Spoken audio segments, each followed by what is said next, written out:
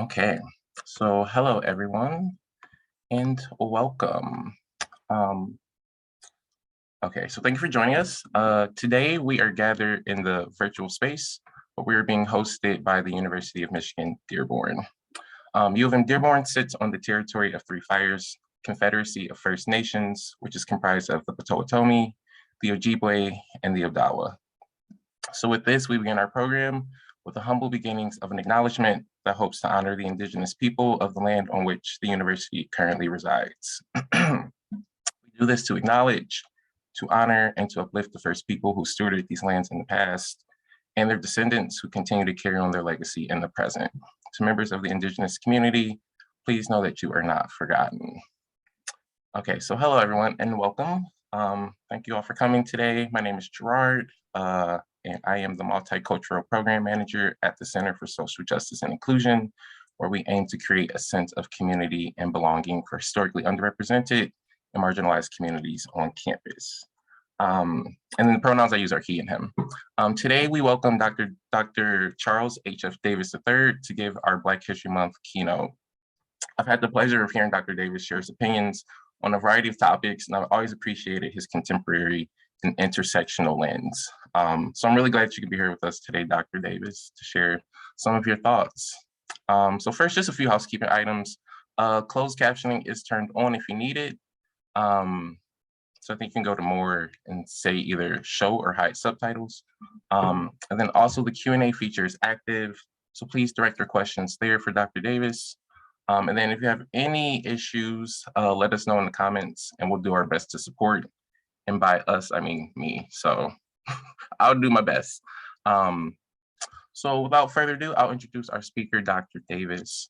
So Dr. Charles H.F. Davis III is a third-generation educator committed to the lives, love, and liberation of everyday Black people. He is currently an assistant professor in the Center for the Study of Higher Education and Post-Secondary Education, and the director of the campus Abolition Research Lab. Dr. Davis teaches courses and conducts research on issues of race and racism, systemic oppression, and structures of domination, education, and its social context. So with that, we welcome Dr. Davis. Clap, clap, clap. Gerard, thank you so much for your words and for that introduction. You read it exactly as I wrote it, so I'll be sure to put your check in the mail as soon as we're done here today. But in addition to that introduction, I think it's more important to think about what it means to identify oneself through a story. And so as I think about my own, I'm reminded that mine is the story of a boy who spent his childhood summers becoming Black in Alabama, wrestling dirt in the whispering winds of Wetumpka out back of a one-room shack in which his great-grandmother raised 15 children. Mine is the story of a boy who spent time with an old man, fishing the broken banks of Birmingham and riding a tractor in the tattered town of Tuskegee, only to learn years later that the old man was indeed not his grandfather. It is also the story of a school teacher's son in an Army colonel's force born, one who as a child was taught being Black in an anti-Black world, simply demanded that he work twice as hard to get half as far. And so it is with this set of sensibilities, my being and becoming a university professor, guaranteed to bring you more, not the lesser, has made the improbable inevitable. Greetings, good afternoon, and all power to the people.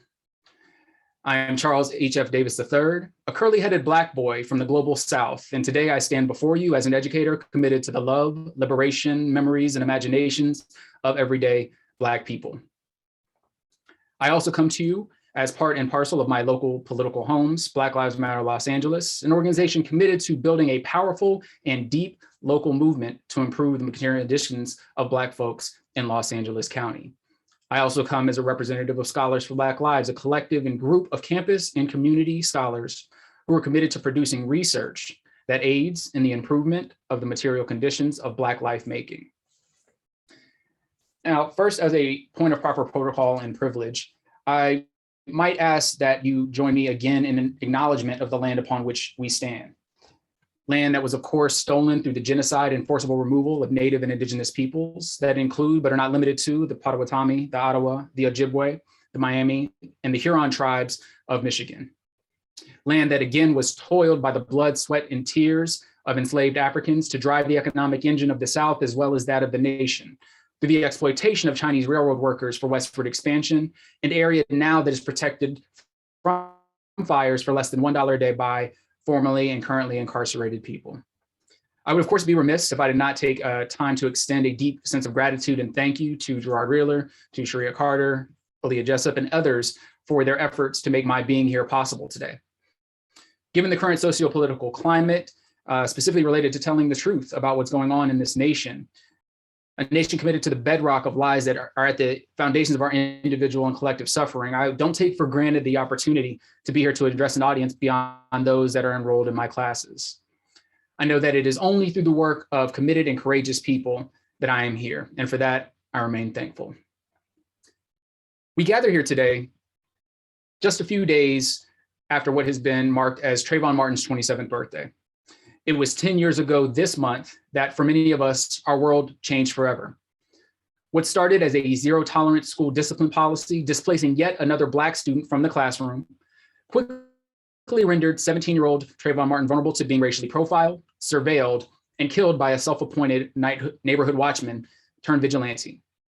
A courageous child who at 9 years old saved his father from an apartment fire and had aspirations of attending Florida A&M University and becoming a pilot or an engineer, had his dreams deferred.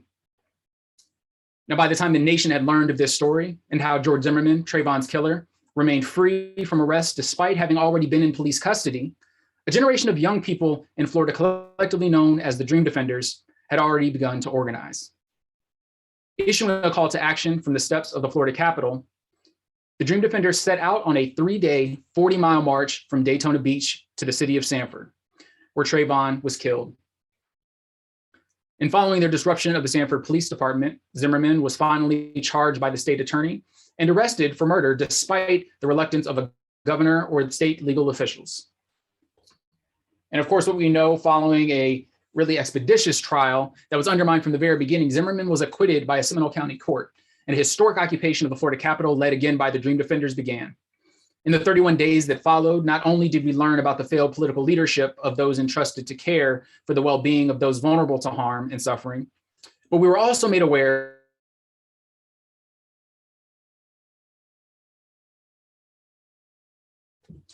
and it was at this moment that the beginnings of our global network slowly began to coalesce, and Black Lives Matter as our rallying cry first emerged. Because as we know, the young always inherit the revolution. We must do all that we can to ensure our young people are afforded access to the good love, to the healthy choices and second chances they all deserve. And as our fight for Black freedom and the right to self-determination continues, let us be reminded that justice demands Black life as a precondition.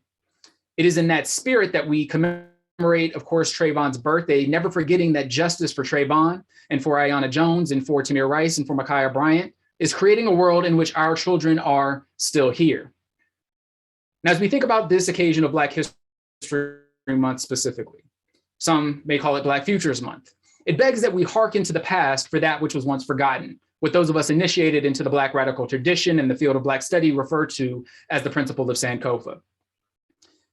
We know we must embrace and honor the freedom fighters' struggles and lessons learned from the past as we chart the course for our liberation. And while founded by Dr. Carter G. Woodson in 1926, first as Negro History Week, which emanated from the existing birthday celebrations of Abraham Lincoln on the 12th and Frederick Douglass on the 14th by Black communities, we must not forget the role that student organizers had in institutionalizing this important annual occasion. It were, in fact, those organizers, a part of the Black Student Union at Kent State University in 1969, who first began this now time-honored tradition. And although it was not officially recognized by the United States government until 1976, Black History Month has and continues to be an expression of Black autonomy and a claim to our right to self-determined teaching and learning for our social and political advancement. As a faculty member, my research and teaching again broadly focuses on issues of race and racism, systemic oppression, and organized resistance in education and its social context. But I've specifically focused on understanding the ways new and digital media are used by activists as a part of a dynamic and interactive process of cultural production and organizing strategies and tactics. Now, historically, student activism has been the miner's canary for identifying and addressing many of the intractable issues plaguing both school and society. Whether we consider the Butter Rebellion of 1766 at Harvard University protesting food quality, the abolitionist students at Lane Seminary in the 1830s organizing against the institution of slavery, or student socialists, anti-fascists, and communists in the 1930s, all of whom have played an integral part in post-secondary and US history. And additionally, as Martha Biondi as well as Ibram X. Kendi's earlier work made clear, that it was Black student activists in the mid-20th century who revolutionized and radically reconstituted US higher education that we know today. As we think about today, as has been the case for many generations of student activists, many of the grievances at the center of student demands have remained relatively unchanged. In the period between 2014 and 2018, Black and other racially minoritized students from nearly 100 colleges and universities issued demands for their institutions. Many of those demands were explicitly drawn upon what movement scholars have described as communities of memory and history as a moral resource. In particular, issues around curricular disregard across fields and disciplines beyond race and gender-based epistemologies, diverse representation in students, faculty, and administrators, funding for under-resourced student services, and yes, issues of campus safety, including police, have all been consistent grievances. Now, this fact, while often misconstrued as evidence against the power of protest, says more about the endemic and enduring nature of systemic oppression and disenfranchisement from educational equity, opportunity, and why student activism has neither been a marathon nor a sprint, but in fact a relay across generations of those committed to the causes of freedom and liberation.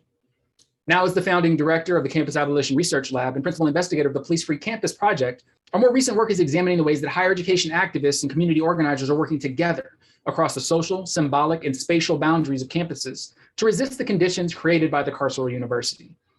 Part of what we're learning includes that the many and varied ways campus and community organizers are rooted in the mundane, everyday work necessary to build relationships with one another and those with whom they fight to create strong bonds that withstand institutional disregard, movement co-optation, or even sabotage. But more importantly, we are continuing to see the foundation of democratic political engagement and progressive policy ideas as grassroots responses to the material conditions of vulnerable people. History teaches us that many, if not most, reforms first start as revolutions in the undercommons, which has been true for educational equity as much as sociopolitical progress. And so for these reasons, I hope that today's conversation offers us all opportunities to reconsider our understandings of activism, not as separate or outside of the American democratic project, but the necessary component by which democracy in the form of electoral politics and governance can and must be held accountable.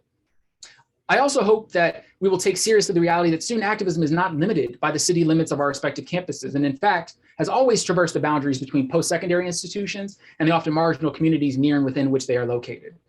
After all, it is to community beyond the university from whence we've come, and of course, it is to these communities from which we will one day return. So as we consider the campus policing problem, in 2015, we were reminded that Black student activists from 76 colleges and universities issued demands for reforms of campus policing, largely through the requirement of police completing cultural competence trainings and student inclusion on police oversight boards.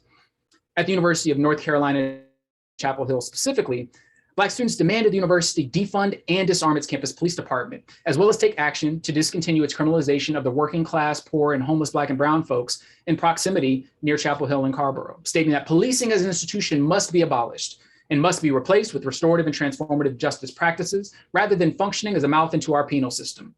To be sure, police brutality and state-sanctioned violence against vulnerable Black people is neither unique nor exclusive to municipal police departments. We must not forget that at the University of Cincinnati, a police officer who shot and killed Samuel DuBose in 2015, or the deadly shooting of Jason Washington by Portland State University police in 2018, both of which occurred off campus. And when considering the more than 80% of campus police are authorized to patrol and to make arrests off campus, we must consider that Black people, whether affiliated with institutions or living in close proximity to campus, exist in a heightened state of precarity when it comes to their individual and collective safety. So when considered together, the aforementioned relationship between student demands, campus police patrolling patterns, and involvement in shooting deaths of off-campus, that we are alluding to the inconsistency and the erosion of previously conceived boundaries between college and university life. And while some institutional boundaries are social and symbolic, others are physical or spatial, and altogether help reveal the deep structural relationships between post-secondary institutions and policing as a racial project of surveillance, of criminalization, control, and carceral punishment.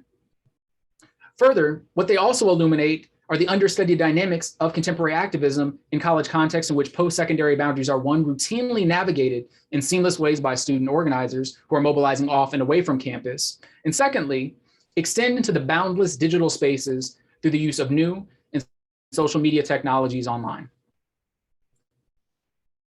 And when considering efforts to reform the institution of policing, and including those that are on campus, they often assume the function that policing is primarily a benevolent, right, to protect and serve, and wholly reflective of the interest of communities under law enforcement agencies' jurisdiction. However, according to the study of national campus law enforcement data, campus police have consistently demonstrated a failure to incorporate community policing. That is a realignment of structure, policies, and practices with community needs, partnerships, and preventative solutions in any meaningful way to structural change. To be sure, these reforms are relatively conservative pathways for improving policing when considering the predominating demand for departments is to be defunded and abolished. Yet, campus police have consistently failed to take up these community-centered reforms in exchange for more punitive orientations toward criminalization.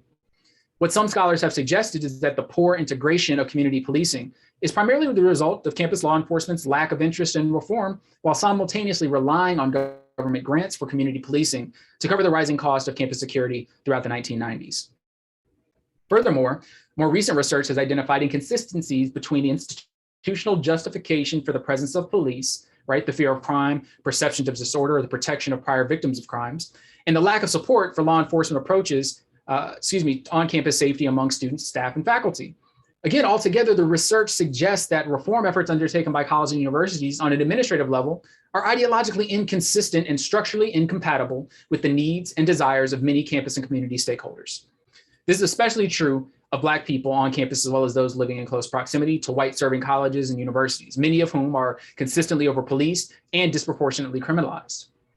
As recent studies have suggested, Black people on campus are disproportionately subject to verifying their institutional affiliation, while those not affiliated with but in proximity to the university could be engaged by police at rates at least 3 times higher than their representation in the local population in some instances.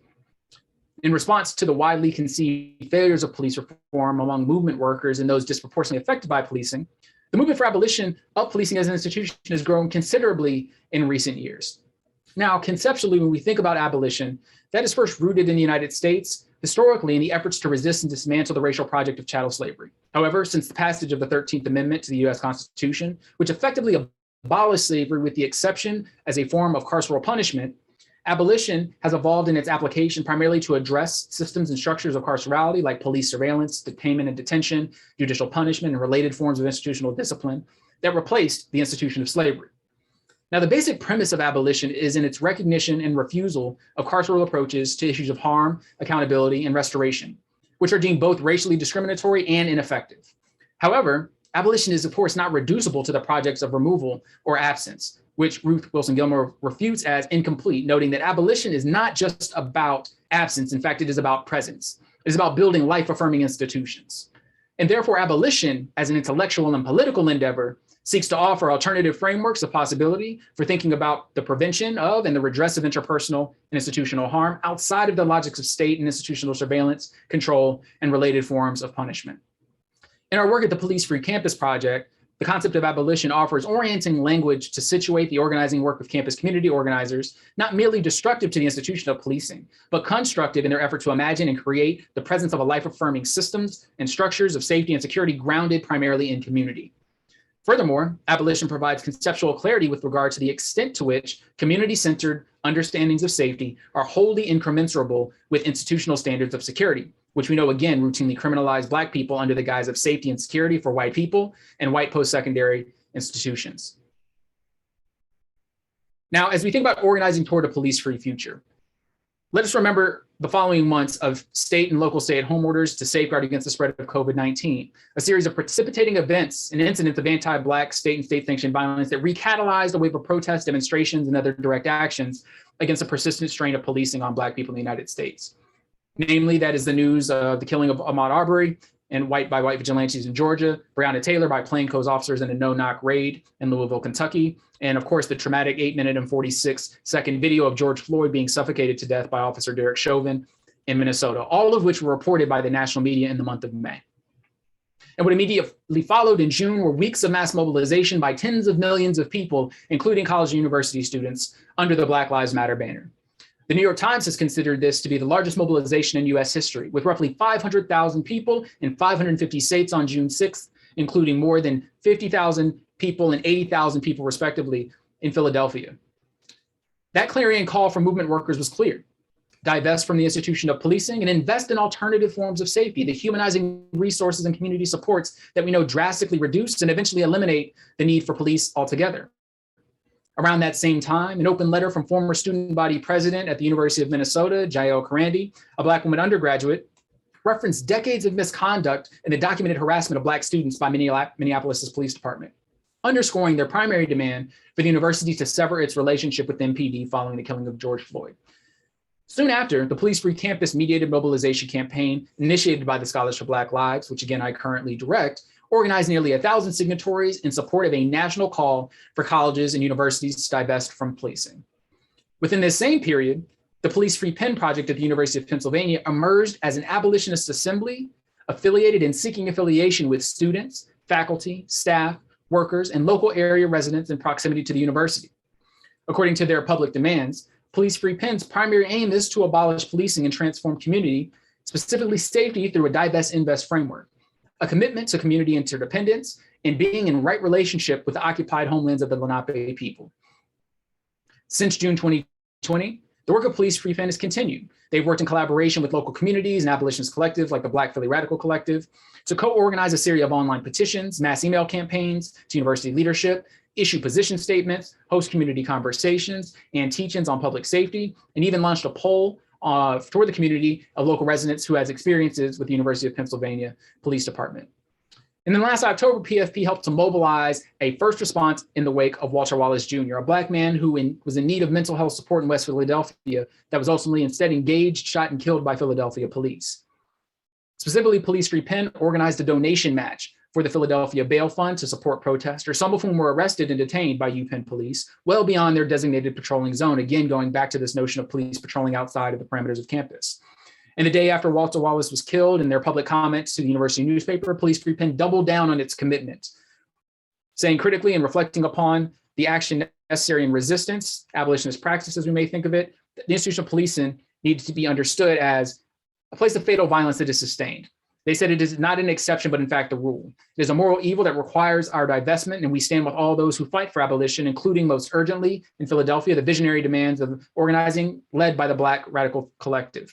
Now, Police Free Pen continues their organizing in tandem with a coalition of groups across Philadelphia in response to the affordable housing crisis, a longstanding consequence of urban renewal and university expansion that has driven up housing costs and displaced thousands of Black residents from around the city. This phenomenon in metropolitan areas is largely comprised of colleges, universities, and university medical enterprises, or what urbanist historian and critic Devarian Baldwin calls universities, is of course not unique to places like Philadelphia, but is actually evident in many places like Chicago, nearby Cincinnati, and our beloved Motown, of course, Detroit. So what is especially noteworthy here is that returning to the idea of boundaries, the demarcations and ongoing encroachment by predominantly white private post-secondary institutions into historically Black neighborhoods in which they are located creates the conditions in which policing is wholly necessary to protect white comfort, white convenience, white property, white people, and all those desiring for their protection or to be in their proximity. Now, as I begin to close, I want to invite us to return to the place where we began, considering how history not only shapes the present, but also how the present is where history is made. And a part of making history requires us to find community and come into right relationship with those willing to fight for our freedom as if it is their own, because it is. Those who understand, as James Baldwin wrote in a letter to Angela Davis during her political incarceration, that we live in a nation fueled by greed and worships at the altar of profit. Those who know how great a price has and continues to be paid to bring into existence a new consciousness, a new people, and an unprecedented free nation. To those who are committed to rendering impassable with their very bodies the corridors of the gas chamber, because they understand that if they come for us in the morning, they surely will come for them at night. And it is in the same vein that we are reminded that solidarity, a willingness to struggle with and for one another, is becoming more elusive in contemporary moments that seek a more utopian compatibility, devoid of harm and conflict, rather than understanding that the work is to wrestle with the entanglements of critical conscious collectivity. As Robin D.G. Kelly writes, and Lee Patel brings into greater focus, comradeship is not built on some metaphysics of race or some shared experience of oppression. That comrades are in fact made in struggle, and they are never numerous, and they don't necessarily look like us alone. That people of color, in fact, is not an identity, but a relationship defined by racism, dispossession, and imperialism. And to be clear, this is not a claim for universalism, but rather, as Kelly continues, a need to recognize that as long as difference is constructed in dominance, we are not free and we are not made. For making revolution requires of us a making of new identities. So let me then conclude by drawing from Miss Ella Baker and saying that gatherings like today, a celebration like today, is not enough. We must go back and reach out to our neighbors who do not speak to us, who refuse us, and reach out to all of those whom we call friend, ally, accomplice, or comrade, making it good, and get them to understand that as well as you and I will not be free in America or anywhere else in this capitalist, militarist, and settler colonial project until we can get people to recognize that they themselves have to undertake the rigorous study, they themselves must make the serious struggle, they themselves must fight for freedom every day of every year, until we win it. Thank you.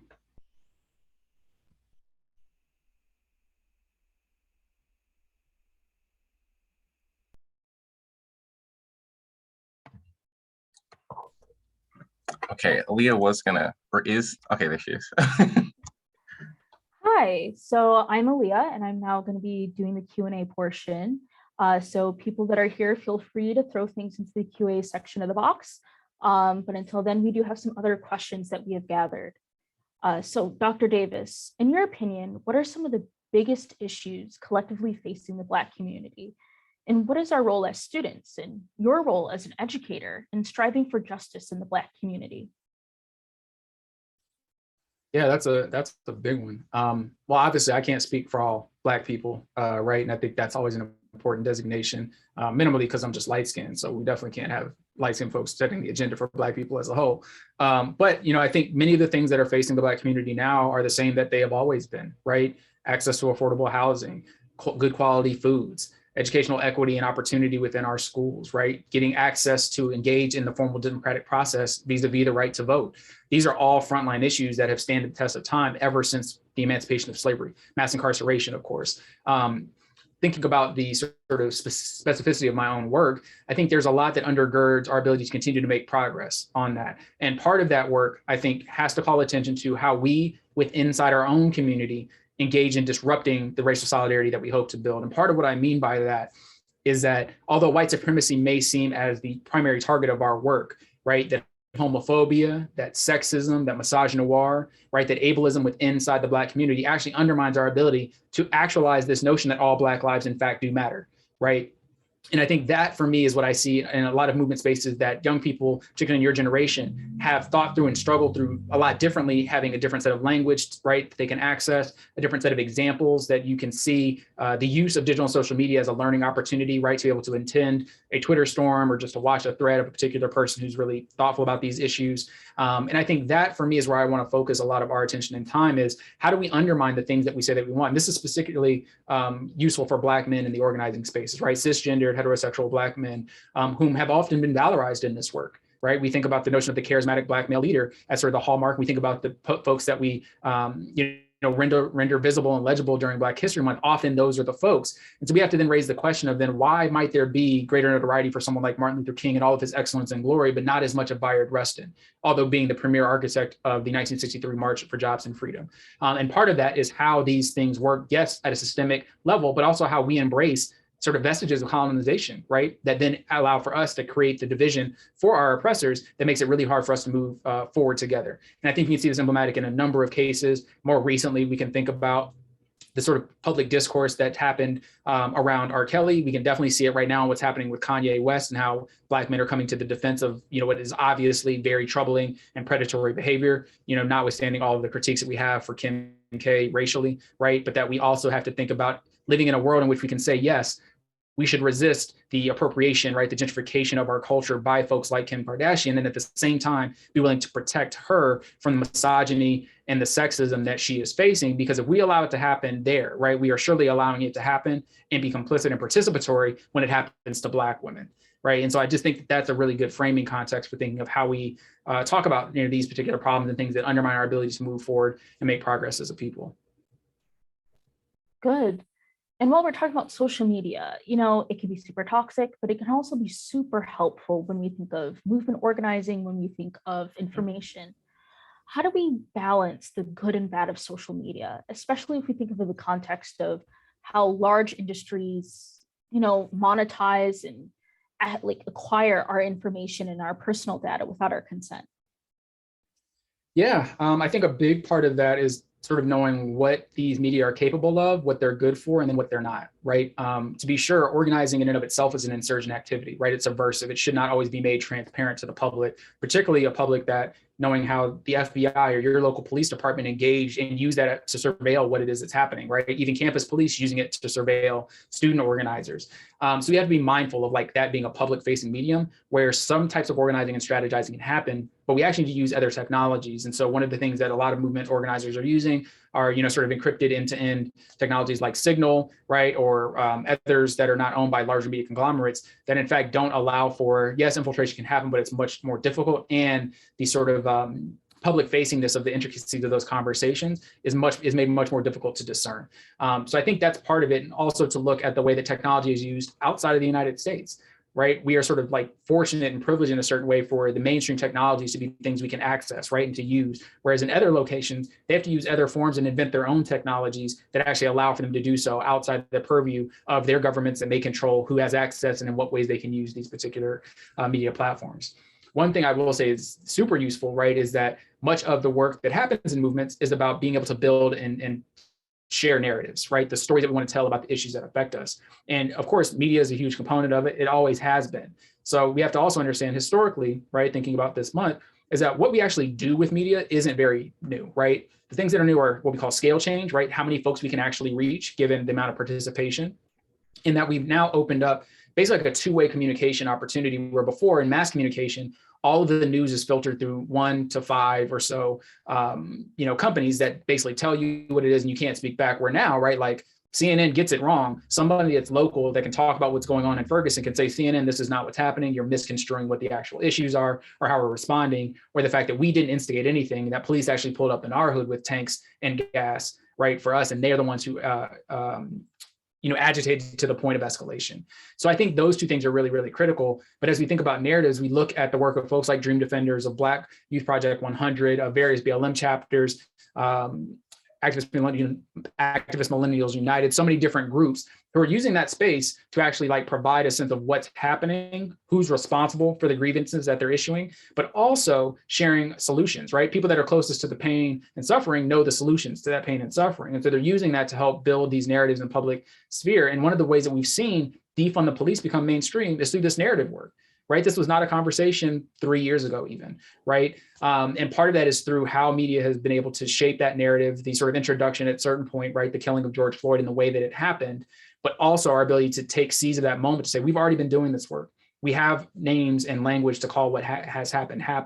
And this is what needs to be on the front lines of anybody's political agenda if you want us to vote for you, right? And all of that was made possible by how media is being utilized by movement folks. Yeah, and I find it really interesting how you talk about that international lens. How do we draw connections and relationships between, the Black Lives Movement, or even just like the Black community and other international human rights movements? Yeah, again, we can look at history. This has always been a part of that tradition, right? We can think about the ways that the Black Panthers individually and collectively travel to different places within the world, right? We can think about even the relationship for student organizing context between South African students who are working against some of the, sort of post-colonial apartheid regimes and issues related to, fee structures and things like that at what they were considered colonial universities that were partly taking their cues and in conversation with the Black student organizers at Mizzou, right, at other places in the United States. And again, media making an opportunity for them to engage in that conversation. But part of it is to realize is that, what's going on here, although is particular, it's not unique, right? That Black folks are fighting, the state and state-sanctioned violence really everywhere. So we have to ask ourselves where else in the world is happening? What are some strategies and tactics that have been utilized by others that have been successful? And how do we continue to engage in that level of information sharing, right? How do we put together delegations, even for example, that could take student organizers in a different type of study abroad, right? An alternative form that says we want to understand what political insurgency might look like at a context that's very different from us, right? We want to learn from people who have even more restraints, right? And less of an ability to sort of circumvent some of the challenges that we have, and think about what it is that we can learn, because really the relationship that organizing fosters is one of teaching and learning constantly, right? Because as much as like we think we're making progress, which we are, things change, right? We are still fighting racism today as much as we were fighting it at the genesis of slavery in this country, although what racism might look like looks very differently, if that makes sense, right? So I think we have to continue to understand, again, we're not particular, there are other folks who have and continue to engage in this work, and we actually need to go, right? So folks have to have passports to be able to do that, right? And that might be an individually endeavor that's difficult, but collectively we can figure that out, right? We have offices at our campuses that can be utilized for these resources. So how are we making sure that, right, those folks who are paid good money to ensure that they're serving us actually have our agenda as a part of that conversation, and we can push for it so that they can help us get there. Mm-hmm. Also, what do you see as the higher education's role in closing or hopefully ending the school to prison pipeline, which so much more disproportionately funnels Black people into the prison system? Yeah, I mean, higher education's role is always complicated, much like education generally is complicated. So one, we have this general assumption that education is a panacea, right? It's sort of like the silver bullet solution to the larger problems of society, when in fact it contributes in many ways to those societal problems, right? And so we could think about that in the lane of higher education is supposed to be an equalizer for social mobility, and yet Black students like you and me are strapped with tens of thousands, if not hundreds of thousands of dollars in debt, entering into a racist labor market where we can't even earn the wage necessary to pay back those loans, right? For institutions that basically are let off the hook while we're covering the cost, and they pay nothing of the sort with regard to covering even the interest, much less the principal. So I think we have to recognize that although for some higher education has been a solution, for others it has been part of the problem. And so when it comes to the issues of mass incarceration, I think part of it is that higher education can't see itself as someone who comes in after the fact to engage with those who are incarcerated and find pathways for them to gain access to a college education. This is particularly important for spaces where, funding for that, right? And there's been this back and forth of whether those who are incarcerated should be Pell eligible, right? Which is like the specific grant that covers at least the billings for an associate's degree at most community colleges, right? Whether that's sufficient, because it actually doesn't alter the material conditions of that person's reality other than them having this degree, but the degree in combination with states who refuse to hire those who've been formerly incarcerated, right? Those that require us to check the box if we've been sent to prison, right? Doesn't actually mesh up. And so it allows for institutions to sort of suggest that they're doing more than what they're actually doing, or that they're having an impact that actually just isn't true. The other aspect of this is thinking about how criminalization happens in places that are on or in proximity to campus, right? And I think in considering that, and this is perhaps an important piece for justice-involved students, justice-involved youth, who have a experience along what Carla Shedd calls a carceral continuum, right? That you could have a student who has experienced police in their schools their entire K through 12 education, then had, due to some sort of involvement with the justice system, comes to a college campus, and then again is accosted or engaged with by police with someone who already has what we would consider a record, that then funnels them back into that system. There's a number of stories, one of which in particular that happened at the University of Michigan some years ago, where a justice-involved student who did not have their student ID was playing basketball in the gym, and a white attendant who was also a student did not believe that they were a student there because they couldn't furnish their ID. That student then called the police, who then came and engaged and arrested the student, who then, because of their situation, was suggested to be in violation of their parole because they had involvement with the student, or with the police rather, simply because they were not believed to be in the rightful place. And this is what I mean about boundaries and insiders and outsiders, right? Like police are the people who patrol in part to determine who belongs here and who doesn't belong here, right? You and I are more likely to have our IDs asked for than a white person that's just on or in proximity to campus. And these are parts of the ways that it perpetuates that system, and largely because of the larger social realization that higher education has adopted, is that police are somehow the solution to problems that they're not prepared or properly trained for, right? Or don't enact the practices necessary in terms of de-escalation, or that like police become first responders to issues of campus sexual violence, opposed to responses that would center what the person who experienced that violence actually needs, which almost always is never going to be an armed police officer, right? So I think we have to question really, in a broader way, how it is we interpret harm and accountability for that harm, how we interpret restoration and repair in ways that do not involve this notion that carceral punishment, right, or some form of jail or prison, or retribution or retributive justice, as we call it, actually solves the root cause of the thing that are part of the problem. Very interesting. What is a piece of history, maybe specifically Black history, that you feel just doesn't receive enough attention, that you don't see it being taught in schools, or people don't talk about it enough?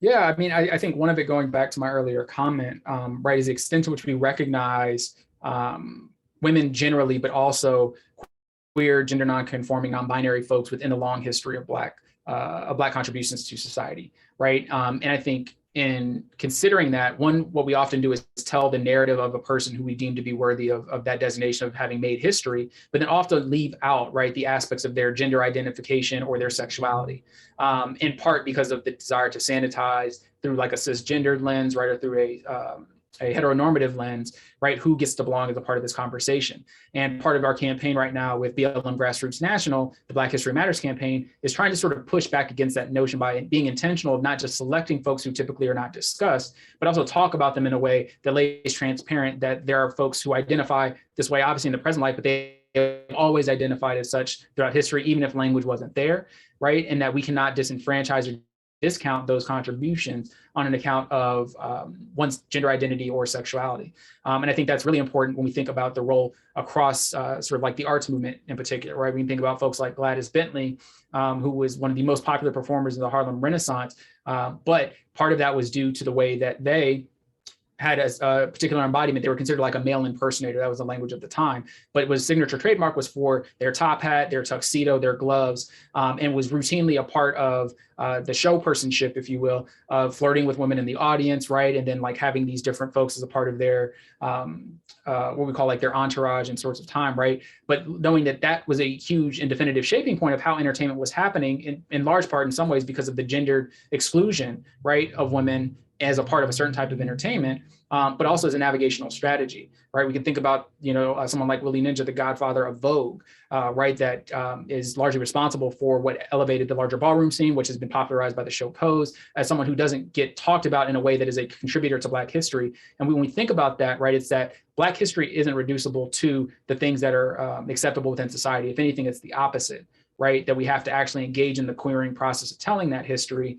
And I think it's just really important that we do so, in part because folks need to see themselves represented in these stories, right? In the same way that white folks said that Black folks ain't have no history, right? The same way that some Black folks have said, either through silence or complicity or outright exclusion, is that, oh, like queer folks have not made a contribution in the way that these, hetero folks have, right? Or women haven't made a sort of significant contribution. We know that to be the complete opposite. And when we really look through all of those pieces, we find that their contributions actually were probably more substantive, both in size and stature, than those that are often celebrated.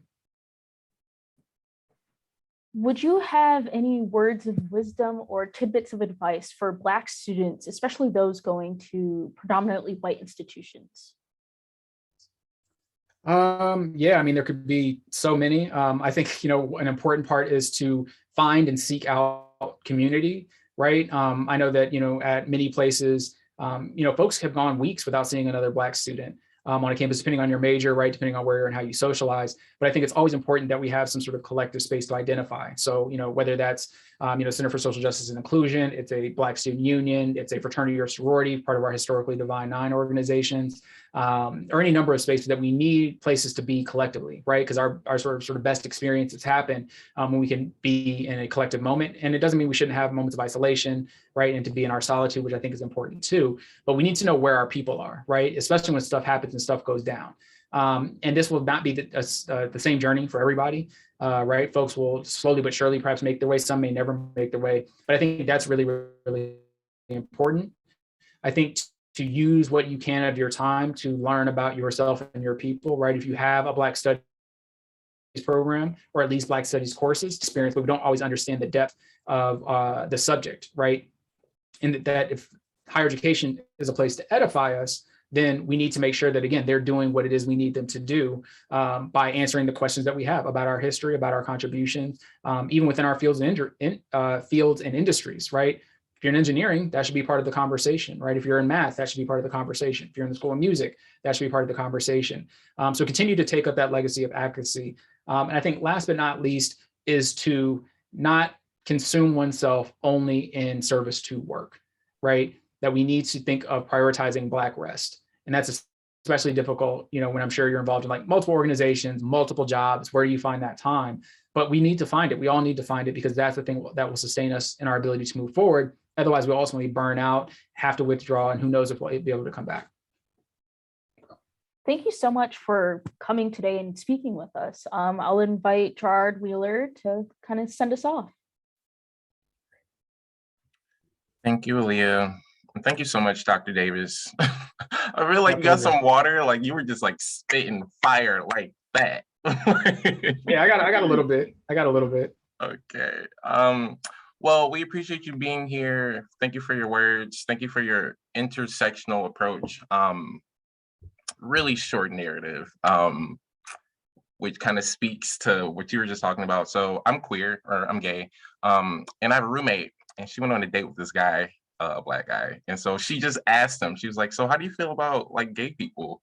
And I don't remember what his response was, but it alluded to all white people being gay. And so we just found that it just speaks sort of to this idea, or a lack of like intersectional lens within the Black community. And I really appreciate you for raising that point in the spaces that you do. It means a lot to me. And so thank you so much. And thank you for bringing that up here today.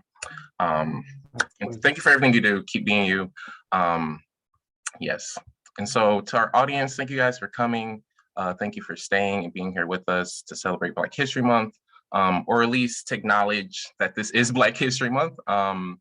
And yes, I hope you guys continue to enjoy the rest of the month, the rest of your week, and the rest of the year. And so with that, we will close. And again, thank you, Dr. Davis, for being here. Please enjoy the rest of your evening.